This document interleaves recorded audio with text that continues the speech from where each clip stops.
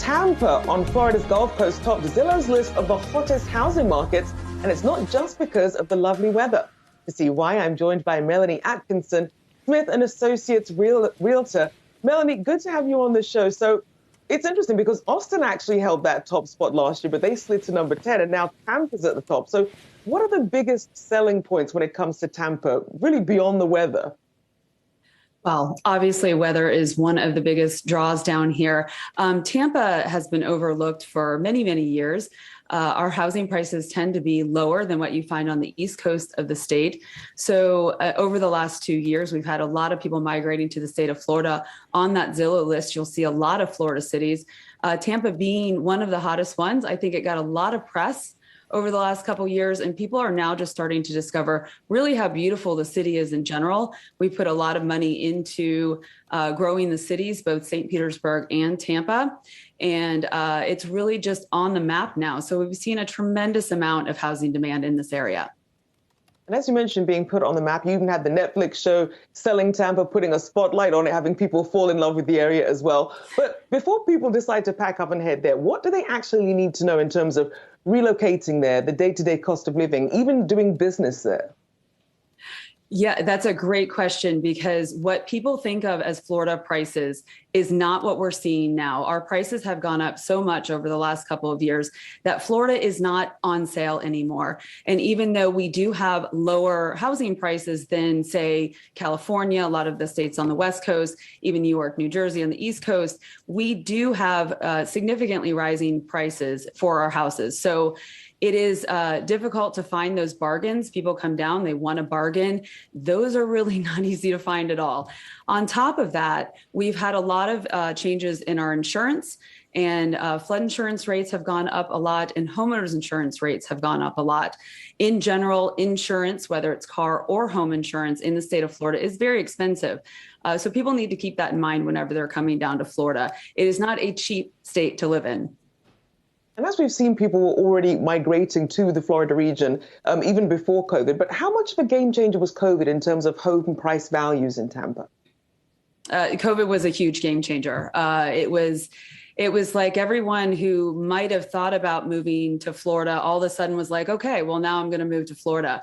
It was a rush of people. But I think we saw that throughout the national housing market. People were shifting their focus to homes and housing in general. So even though we saw a lot of people come down to Florida, we also saw a lot of people move around the country. And that's really what has spurred a lot of the cash that people have on hand when they come to Florida. If they're selling out in California, they're selling it for a high price and they're bringing that money to Florida. So what we used to have where locals would try to move around and move up from, one house to the next, now these locals are competing with a lot of cash from northeastern buyers and western buyers. So it's really priced a lot of our local Florida people out of the market, but it's been nice for some of the out-of-state buyers. And speaking of out-of-state buyers, I'd be remiss not to mention Tom Brady, who obviously relocated for work, as a lot of people did during the pandemic. But how have the demographics of some of the buyers and some of the houses that they're looking for in Tampa, how much has that changed?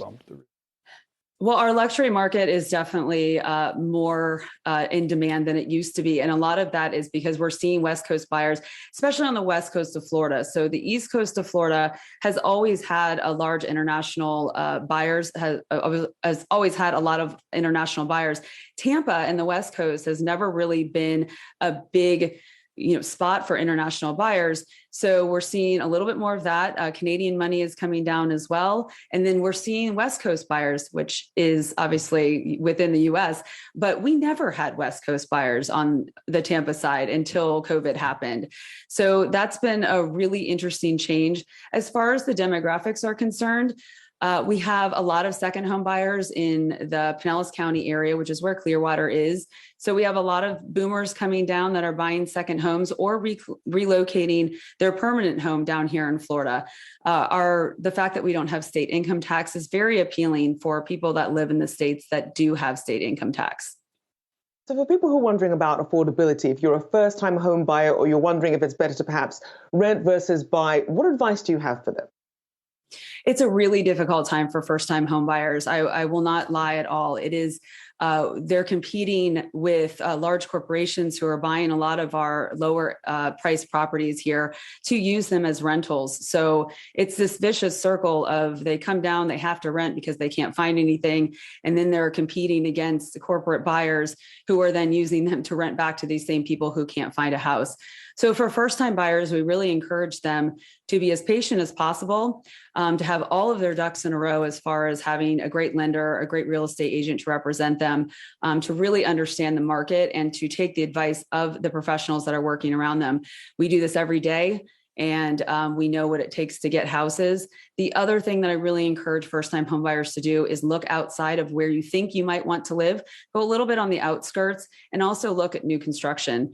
New construction, we have several builders around here that are not selling to people who are buying second homes. They're only selling to primary homeowners, which is great for those first-time homebuyers. Look at townhouses, anything that is in that lower price range that might not be appealing for the large corporations to snatch up with cash. Certainly lots of great advice there. And as you mentioned there, perhaps some people might get squeezed out there by some of these large corporations. Thank you so much, Melanie Atkinson there, Smith & Associates Realtor. Thank you for your time today.